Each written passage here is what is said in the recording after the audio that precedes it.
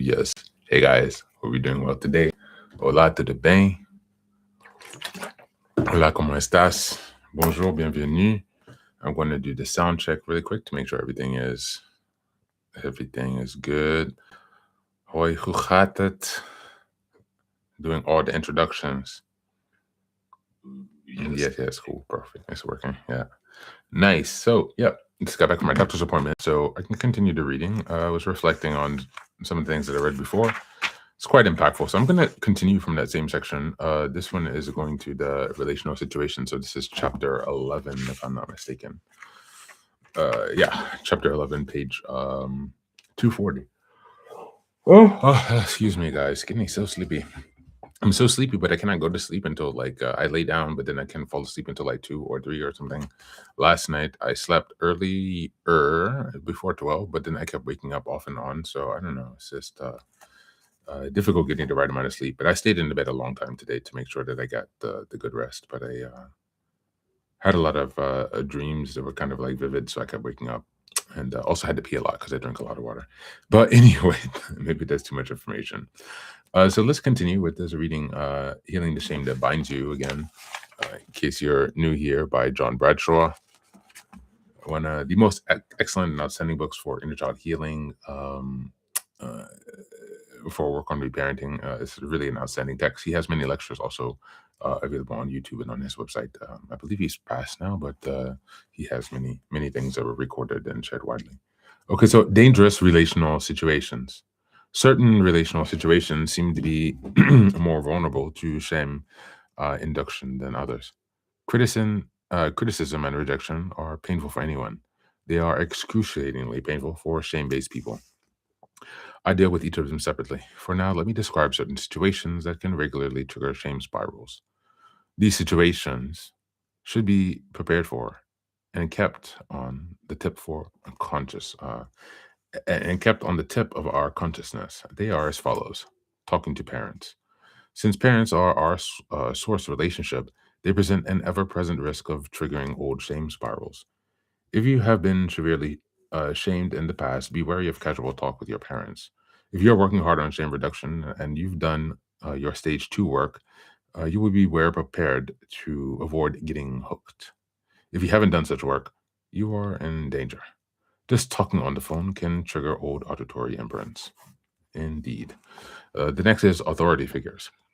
One of the common characteristics of children of alcoholics is fear of authority figures. This almost always relates to the shaming abuse in a person's source relationships. It can also relate to shaming incidents in school. I know a psychology professor who begins to experience shame if he senses a policeman driving along the streets. His mother used to threaten him by telling him that the police were going to pick him up and take him to jail. Such a practice is not uncommon. Many shame-based people experience overreaction of shame inducement just by the mere presence of a boss or authority figure. The next is new relationships. Shame is often triggered in new relationships. The most common form it takes is critical self-talk, which usually starts immediately after the other person has gone away. The shaming voices will suggest things like, boy, you bungled that one, or nice job, Mr. Clutch, or you with a mumbled conversation. New relationships are risky because they expose us to someone we've never been exposed to before. The next, when you or they get angry. Piece of this page folding over. Most shame-based people have anger deficits. We don't know how to express anger, and we are extremely vulnerable to being manipulated by anger. I think of a guy who I really dislike. I'm thinking of a guy who I really dislike. One day he expressed anger to me and totally off the wall transaction. I was actually praising him. Several other people had told me that he was jealous of me. When I praised him, he reacted with anger. He heard something totally different than what I said to him. I ruminated over this incident for weeks. I wanted to call him and make everything okay. I used a lot of self-assertive, positive self-talk to stop myself.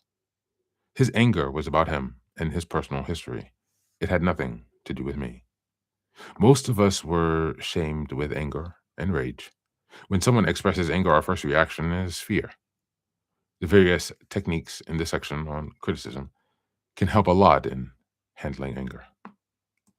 The next section is when you are hurt or you hurt someone. Because we've been hurt so badly, we fear hurting others. We often don't handle it well when we are hurt. If you had parents who manipulated you with hurts, you are especially vulnerable to hurts.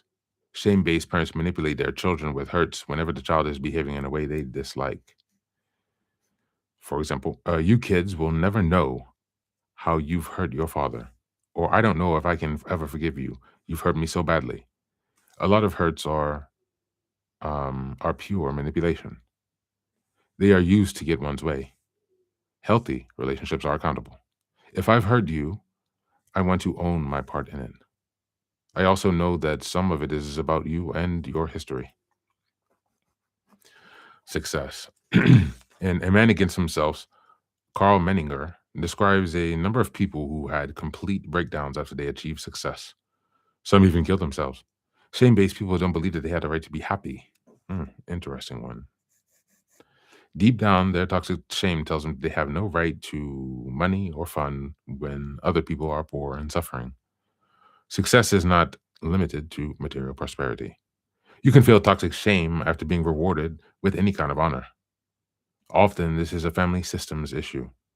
If the other members of the family are still in their old, frozen, rigid roles, and one member breaks out and creates a unique life of their own, that member may feel shame for being different and successful. Remember, in dysfunctional families, no one is supposed to leave her family role. The next is receiving affection and stroking. Shame based people have trouble with compliments and praise. Deep down, the toxic shame cries out, "You don't have the right to be loved and receive all this attention." If you worked hard at this material I've presented in chapter 5, you will you will know that you are lovable. Your own unconditional loving relationship with yourself will be the basis of your accepting all love and praise as you are just due. I really like that. The next is criticism.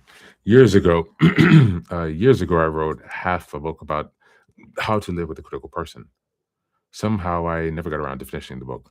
I felt that criticism was a major blight in human relationships and that people needed help defending themselves against it. Certainly, shame-based people and pain, re- are repelled and pained by criticism. They are also attracted to it, and they are also attracted to it as a way to interpersonally transfer shame to others. I've never believed that there was any value in so-called constructive criticism. In our shame groups, we give each other feedback. Feedback is high quality, sensory-based observation without interpretation. In a group setting, feedback can be enormously helpful. But criticism, as I define it, is always a subjective interpretation based on one person's experience and grounded in that person's personal history. As such, it is not very useful. I encourage shame based people to avoid being critical, and I offer the following techniques as a way to handle a critic. The main principle of handling criticism is never defend yourself. If you defend yourself, you're taking on the toxic shame. If you remember these techniques, I've named each of the ways to handle direct criticism with a word starting with the letter C. My techniques are clouding, clarifying, confronting, uh, columboing, I don't know what that word is, very strange, confessing, confirming, confronting, and confusing. So he's going to go into each of these by example, but I think I will start this on a different reading. And I'll start that on a different reading because it's like a whole section in itself. So those like dangerous relational situations where talking to parents, authority figures, new relationships, when you or they are angry, when you are hurt or you hurt someone, success, receiving affection and stroking. Stroking is like the if we looked at the Eric Burns transactional analysis. What is the name of that book? Games People Play. I just talked about it the other day. Games People Play by Eric Burns. He talks about the stroking. He talks about the dynamics of human interaction, how people interact at different times of games that people are playing, like giving a compliment, receiving a compliment back, or like all of these different rules that you may or may not be aware of if you are in the process of reparenting. So that's a really good book to give you like a basis of like human interaction, how these kind of like transactional situations work. So stroking is like to give positive attention or positive energy towards someone else. It's like stroking the ego. I guess that's where that phrase comes from, because it's something that you're doing to help them. And so all of these things are really the triggers where we can be interpersonally triggered, into an old, younger version of ourselves, or an alternative personality, or a less healed version, or whatever you want to call it. Right? Just we're when we are encountering these situations, we can tend to be outside of ourselves and our ability to respond effectively. And it's something that they said that we should plan for ahead of time, right? That's part of developing the competence. Competence then leads to confidence. So if you know you encounter triggering situations with authority figures, for example, then you can work on spending some extra time to think about, okay, how can I learn how to talk to my boss? Are there some people who I can, talk to, who can help me brainstorm or talk things through to see how this is coming across? You can also look for resources on your own and then actually brainstorm what you've read with the people who have the experience. That's, for me, is the ideal situation, because then it's not like you're going to someone and ask them to save you, like tell me what to do in this situation, but it's more like you don't know what to do. You went and read some ideas, and then you talk to someone who has some experience. So it shows already that you have some initiative, and you're not like depending on them to give you the answer, but you're depending on them to help you brainstorm and clarify what you've read and what you understand. So that's kind of the reason. You don't want to make someone think that, oh, I need the answer from you. I need you to tell me the answer. Like, take some initiative a little bit on your own. Of course, you cannot find everything directly on your own, but do a little bit of reading and then try to like run those ideas and thoughts, after you develop them on your own, because the whole idea is to develop your internal core, right? And so what you don't want to do is run to somebody and ask them every single time. Uh, because when you're starting to become dependent on other people and then you're running to them looking for the answer, you're never developing that on your own, you know? And that is the most important part of the self development. So you can begin to be an actor and to take effective decisions in your own life, as opposed to being reliant or overly dependent on other people. Now, if you've been like a hyper independent person, like, you don't want to be, obviously like too dependent either. So you want to keep that in mind. Normally, for people who are hyper independent, you're not really gonna. Well, I guess you could, if you're confused about what does that really look like, the correct amount of interdependence.